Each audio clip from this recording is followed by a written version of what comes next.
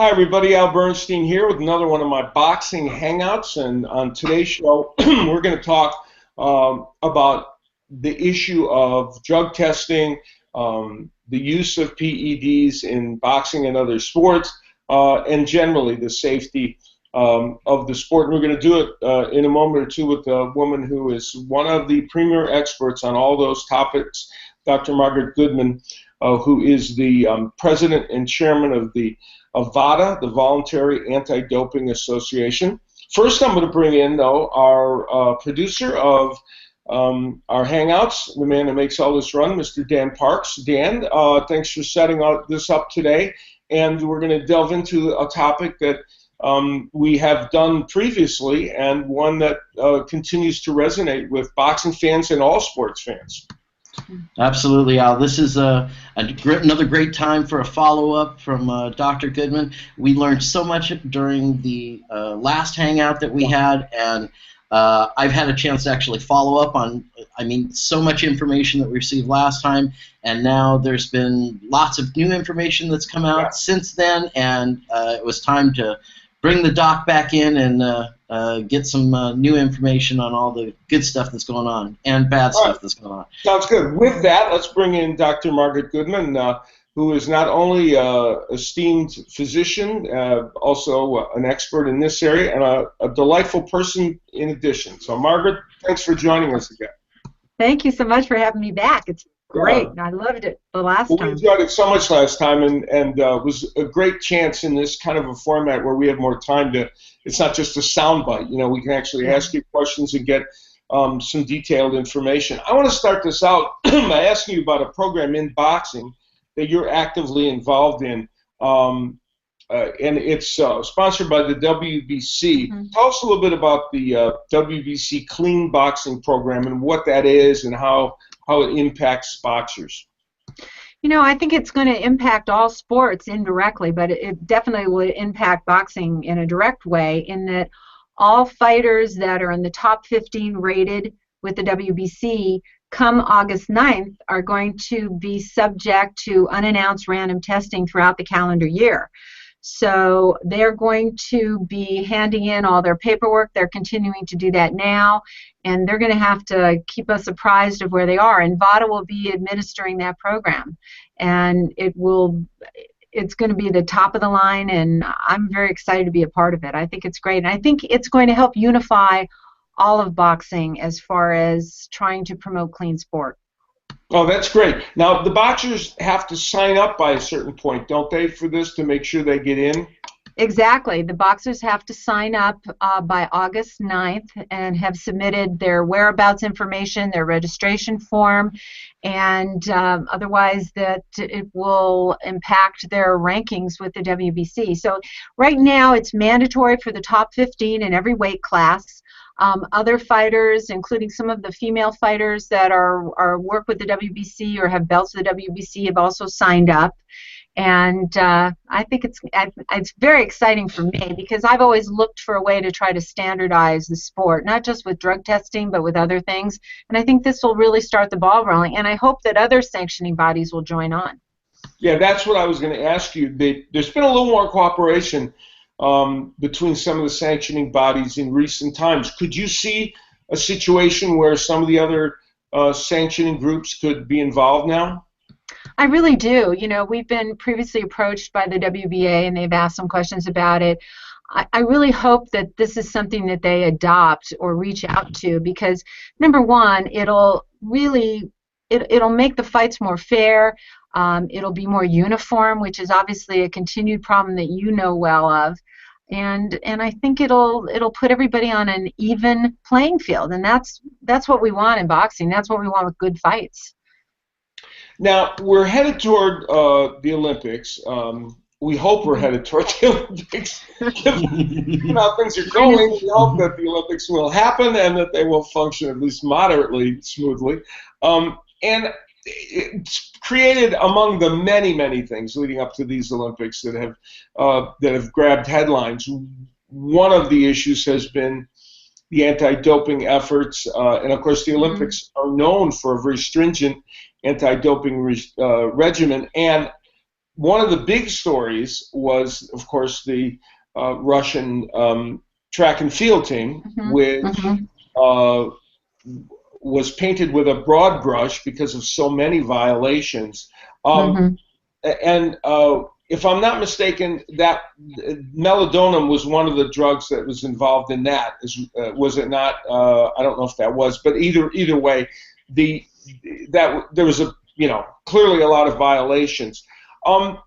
Based on what you know and what you know of the Olympic testing, were you surprised they were able to kind of cast that wide net and figure out that so many of the Russian athletes were using it? And maybe you even have an opinion on the idea of banning the whole team. Well, I don't really have an opinion on that, but to me, I think the net should be a lot wider. In other words, I think that, yes, there have been whistleblowers that have pointed out some of these issues in Russia. There's been several issues in Kenya. But the whole point is we need to look at this even with a broader stroke, because what's going on in other countries, we assume because there's no whistleblowers in these other countries that there's no problems. And I just don't think that's the case, sadly. So I just think that, testing is one answer, but there needs to be a lot more education. There needs to be more universal penalties. And, I think one thing that, we were talking before this started about what's going on with boxing in the Olympics. And from what I had heard, and I hope I am mistaken, that there maybe has not been sufficient testing leading up to the Olympics for amateur boxing. And I'm not just talking about one specific country, but I think in general. And so, it's kind of like if a tree falls in the forest and there's nobody there to hear it, does it make a sound? It's the same thing if there's not sufficient testing and following up on all of this. And then you've got the issue with the Rio lab losing their accreditation. Right. I mean, oh my God. That's problematic at best, huh? Exactly. So that's a problem. And then obviously the other safety issues and the Zika virus and all of this stuff, you have to really worry. But as far as PED testing is concerned, there just needs to be more uniformity. And so I think that WADA now, the World Anti-Doping Agency, is looking at trying to expand things even more to oversee what's going on with all these national anti-doping organizations. Well, how much will the situation with the lab down there impact their ability to make sure no one's cheating down there, or that they haven't done anything right? It's a good point. There's obviously thousands of collections that will take place wherever they are holding the Olympics. Dr. Catlin, who's our scientific advisor, was involved in that on a deliberate basis in Salt Lake and Los Angeles and in the Atlanta Olympics. So the question is, hopefully that lab is going to regain their accreditation. I'm hearing that hopefully will take place. But if it doesn't, what does that mean? That means a lot. That means that all of the collections that are done are going to have to be shipped back to the U.S. or some other places. And with certain things that are, as far as, like, for example, with human growth hormone, if you're testing for that, that's just one specific entity. It has to reach the lab and be processed within a certain number of hours. So if you're looking for collections to be transported out of Rio, they have to get there within a certain period of time, depending on the type of test. Could be really big problem. Big problem. So just when I thought I had no other reasons to be depressed about these Olympics, you added another one. Thanks, Margaret. I appreciate it. Sorry. No. Sorry to be a downer. You have a lot of You're normally very cheery and upbeat, but that one's a tough one. Hey, Dan, I know you have a number of questions for Margaret. I want to turn the floor over to you. Thank you, sir. I was just going to follow up on what you were just talking about there with the fact that, the testing is not there. The more that I've learned about this, the testing should have already been taking place, right? We should have been tracking all of these athletes for a while now, right, coming into the Olympics. That's exactly true, and they probably have all been tracked and tested in wherever their local, their locations are. For example, in Great Britain or in Germany, Netherlands, and all the different African countries. So yes, that's supposed to have been going on already, and I'm sure it is. I haven't I don't follow exactly who's been tested and when, but yeah, that's already ongoing. Definitely. Wow. Yeah. And then we kind of work on the honor system for them in those countries? I guess so. There's one thing that's interesting. It comes up a lot as whether or not athletic commissions for professional boxing should become WADA signatories. If you look at what it takes to become a WADA signatory, you have to follow a whole set of rules and regulations, which can be really wonderful. But it's very difficult on the way boxing and MMA are handled for them to be actual WADA signatories. So there really is no athletic commission in the United States that is a WADA signatory. One of the things that would involve is turning over the adjudication process if someone tests positive to an athletic commission. The problem with the way the system is under WADA signatories, it can take a long time for someone to be processed. They have to go through all the legal ramifications of it. Athletes obviously should have rights. In a boxing situation where fighters are fighting several times a year, it becomes difficult to put anything under that kind of legislation or regulations. And so it makes it very difficult. And that's just one problem with it. But athletic commissions, in the United States really are the only ones that can adjudicate a doping violation, and it's done a lot more quickly on a regular basis. Under the WADA system, it can take years. It can take a couple of years by the time the athletes actually process. They go through all of this different, whatever they file. Their attorney files this and that. And boxing, how do you rationalize that with a fighter that's got to fight several times a year? You can't really do it that way. And what's funny is that you talk about the time that's going to take, and even from the time that we did our last hangout with you, the drug of choice that we were talking about at that point, I believe, was Turidol, or we were talking about Turidol as being, and now we've got Meldonium, and the other one I was going to ask you about was Clenbuterol. I believe Correct. It's the new one now. Can you tell us a little bit more about that? Well, Clenbuterol has been on the prohibited list for WADA and obviously for VADA for a long time.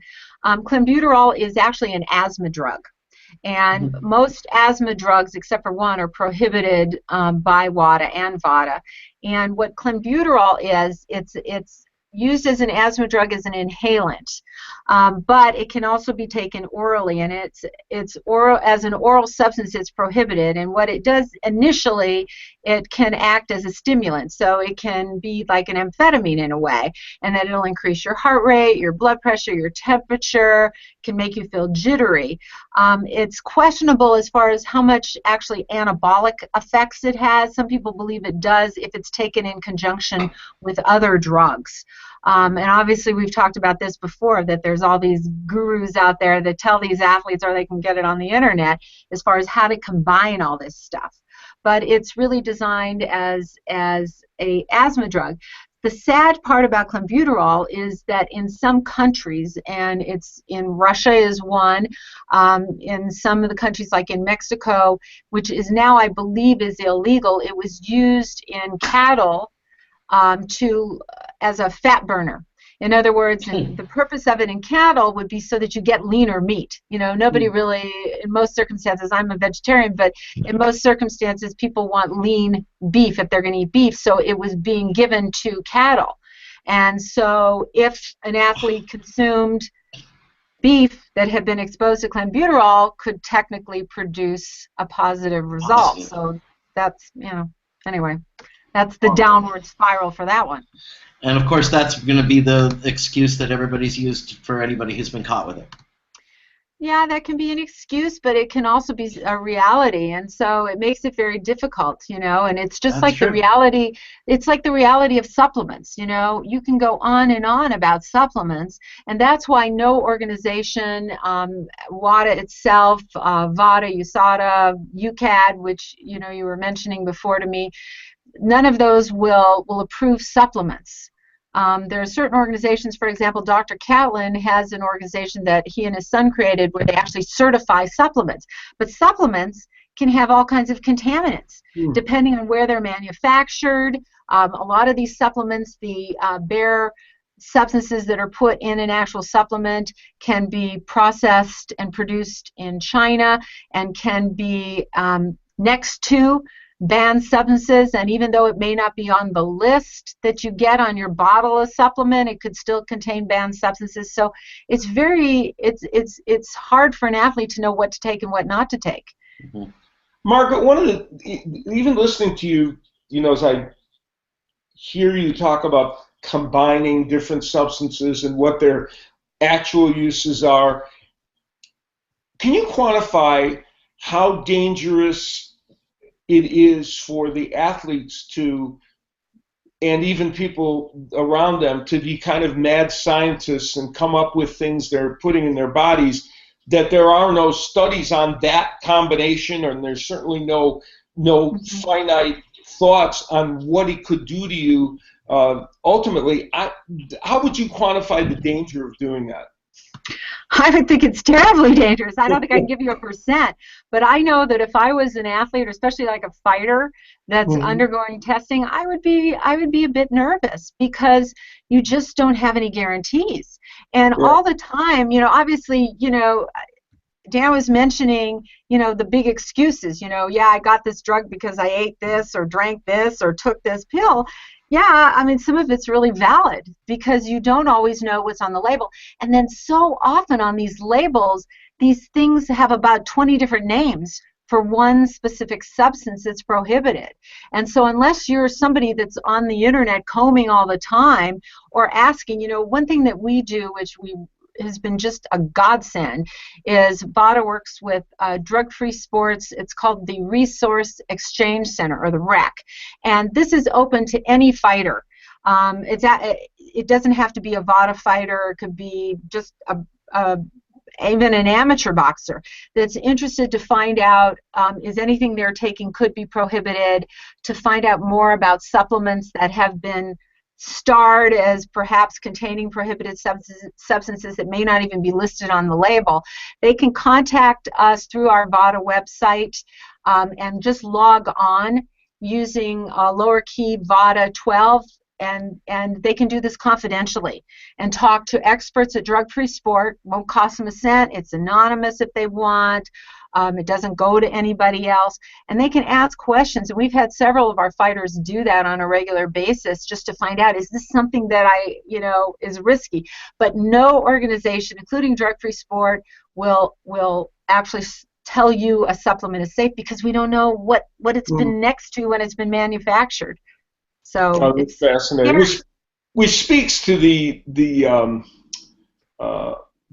erratic nature of even trying to figure out at any point what you should do, what you shouldn't do. I guess the only answer for athletes at the end of the day is to do as little as possible with anything that's outside anything that's natural, I guess, at the end of the day. And maybe in our current world of athletics, that's almost a naive thing to accept athletes to do, right? You're totally right. I'll tell you funny. I won't tell you the athlete's name, but not too long ago, a very, very, very well-known boxer, professional boxer out there, when their promoter was having the fighter sign up with VADA, they go, "Oh, we don't have to worry about him because he doesn't take anything. I've been assured that he doesn't take anything." And then I get his paperwork in, and I would tell you it went through 2 pages of supplements on this guy, and I'm like, oh my God, you know. I mean, but you know, they're doing it at their own risk. But hopefully, the people that are advising them know enough to tell them, at least, hopefully, to stay away from some of the more known things that can turn up positive. But it's scary. How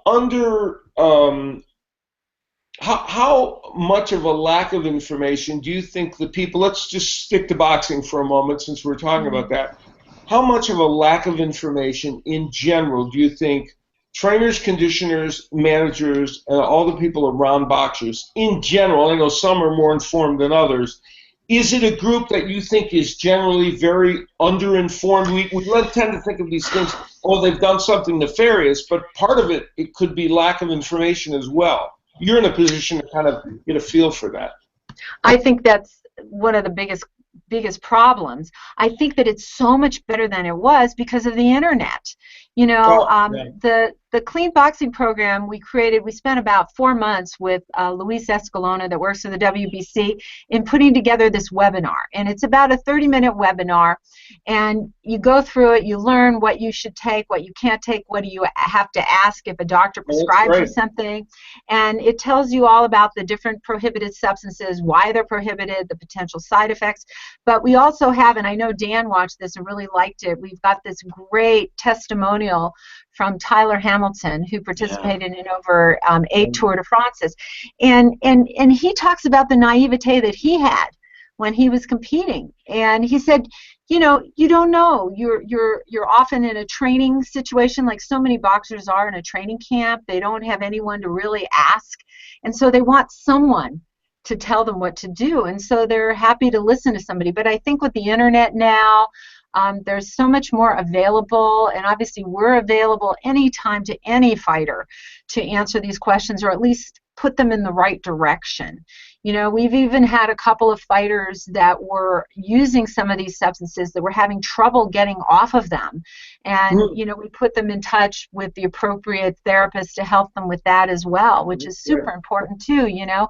I mean, these things, sometimes some of these things can be just like any addictive drug.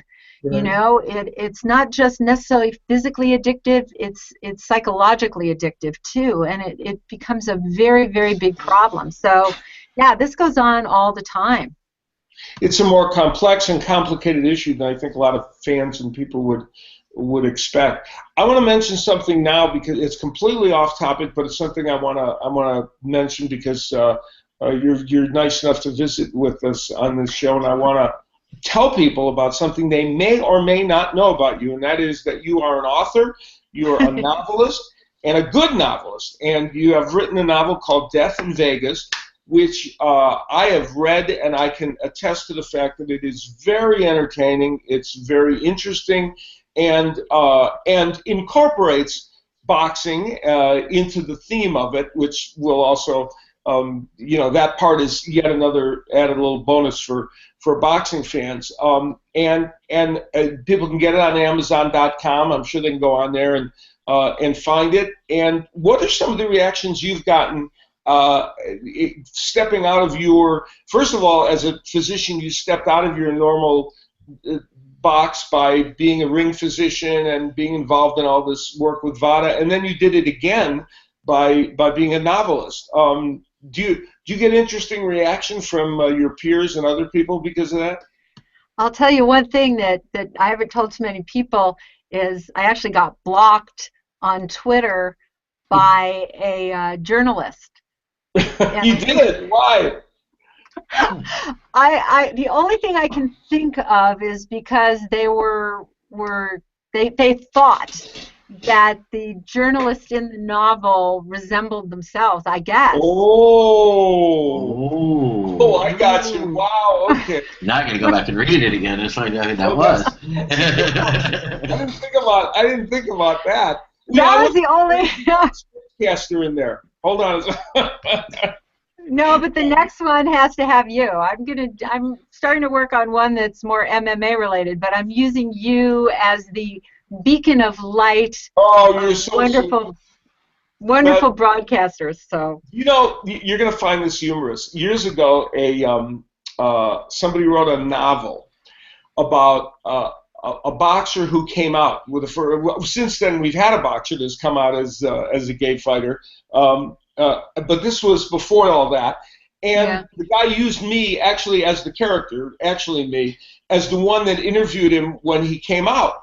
And he sent me a copy of the book, and he said, and this I thought was nice, and I was pleased with this. He said, I used you because I thought you would be the one that would be most gracious in discussing it with him. And I said, well, thank you. I think that's a compliment anyway. I think that is. That definitely is. So it's funny how you know, and in your case, in a novel, of course, you were using specific. Well, that's interesting. And how about that? How about fellow physicians and people of that nature? Were they, like, they probably thought it was a kick that you wrote this novel, huh? Well, it's funny. I mean, I've had several of the doctors from the Association of Ringside Physicians, and you were so kind to come, Alan, speak before them on what doctors need to do with the media. And I've had several of them read it and really understand it because it's supposed to be from that perspective. It also, I've found several regulators through the Association of Boxing Commissions that have found it helpful as well, because I do talk a lot about how regulations kind of interface with working a fight and understanding how fighters get licensed and all of that. So yeah, no, it's been very positive. It was fun. It was very cathartic for me because I had a lot of things I wanted to say, kind of get off my chest, so to speak, about the sport. And as time has gone by, I think a lot of those things have improved. So I was very happy to see that. Yeah, and the nice thing is, in the format of a novel, and I can tell people, I don't want to give away anything because there's mystery involved, there's great characters involved, and there's one of the interesting things is you get, and you can do it in a novel better than you can do it in a nonfiction book. You were able to say certain things and demonstrate certain things about the sport, about many different institutions, which I think, it's kind of fun when you're reading in a novel. And by the way, a lot of things that I think were informational to people that they got to digest through this story. Quickly, when you're done watching this, and only when you're done watching us, go to Amazon.com and get a copy of Death in Vegas, and you will enjoy it. It's a very entertaining read. Thank you. Before we let you go, I want to ask you this kind of a ridiculously general question. Maybe it's not even one that is answerable, but when you, even through this conversation, hearing you talk about these things and discuss them in a very nuanced way, and acknowledging that there are not always simple answers to these things, and are you generally more, less, or about the same optimistic, in terms of optimism about where the sport of boxing is at in terms of its use of PEDs and whether progress is being made in terms of keeping it out of the sport? I think a lot of progress is being made, maybe not so much that the average fan sees.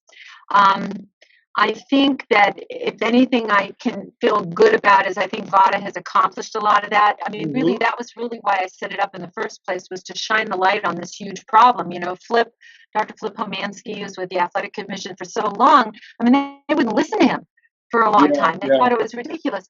And it's what we found is that just like in any athletic endeavor, PEDs are a problem. And when you're dealing with the risks that these fighters take that you see every week when you're ringside and interviewing these guys, and I bet you could, I know you don't want to, but I bet if you talked about some of these fighters that you've seen through the years, how they've changed, that they're not the same that they were 5 years ago, they don't talk the same, they don't think the same, all these things. We need to do so much more. And one way I can tell you that things have changed, when I was with the Association of Boxing Commissions as head of their medical committee, and I'll go back to maybe, 2004, around that time, I would talk about performance-enhancing drugs, and nobody really cared. It was kind of an aside. Well, I can tell you now, at the meeting that they're having this year, which will be in Las Vegas at the Monte Carlo in the beginning of August, I mean, PEDs are a huge, huge topic. We're going to be speaking. I know USADA is going to be speaking. There's, hours set to discuss this, to try to get these commissions to expand what they're doing and bring that in, because I think a lot of commissions will test for narcotics and stimulants, but as far as actual performance-enhancing drugs like anabolic steroids and EPO and all that stuff, these are now becoming topics that athletic commissions are really beginning to deal with. So I feel very good about that, and I do think that there's headway being made. That's good. And the more people can discuss it and figure it out, the better the chances are that something's going to happen to fix the problem. You are a delight as always, and we so appreciate you taking time to chat with us. And again, we learned a lot about the whole process and what's going down, and we appreciate your time. Oh, I appreciate it more than I can say. I'm Margaret such a Goodman, fan of yours. Thanks, Margaret. Margaret Goodman, the president and chair of the Voluntary Anti-Doping Association, who has done so much good work for boxing in that regard. Dan, thank you for setting this up, and we'll probably be, Margaret will probably be bothering you again down the road here. Anytime, my honor. All right, Dan, thanks very much. You got it, Al. Great job. All right. Thank you. Yeah, all righty. That's our boxing hangout for today, and we hope you have gotten some good information as we have, and we'll continue to look out on this topic, which is a very important one in the sport of boxing. Take care, everybody.